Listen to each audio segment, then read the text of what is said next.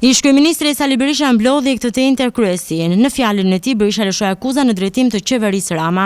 Ai tha se rezoluta që u miratuan në kuvend përcaktojnë qartë çndrimet që duhet të mbajë opozita për të përmbushur misionin e saj të vështirë dhe jetik. Rezolutën që miratuam në kuvend ose rezoluta përcakton shumë qartë të gjithë qëndrimet që ne duhet të mbajmë për të përmbushur misionin tonë, të vështirë, por jetik për fatin e Shqipërisë, të demokracisë shqiptare.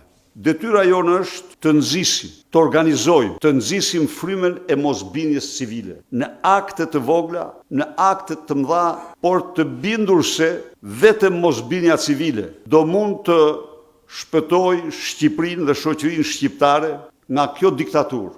Sali Berisha akuzoi Edi Ramën si përgjegjës të bllokimit të negociatave të Shqipërisë me Bashkimin Evropian. Shqipëria mbetet në klas prej një vit e gjysmë nga takimi i Brukselit, negociatat de facto nuk po hapen. Një proces që duhet të ndodhte brenda pak muajve nuk ndodhi as për një vit e gjysmë.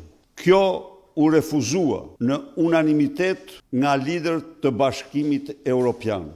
Edi Rama është shkaku më kryesor i këtij bllokimi de facto të procesit të integrimit nga viti 2013 deri në vitin 2023, pra një dekadë me radhë. Ish-kryeministri u pyet edhe për mungesën e shkëlqyer Berishës gjatë ditës së sotme në prokurorinë e posaçme ku është thirrur për dënë shpjegime për tragjedinë e Gërdecit. Berisha akuzoi SPAK-un se po bën politik me çështjen dhe se familjarët e kanë kuptuar këtë.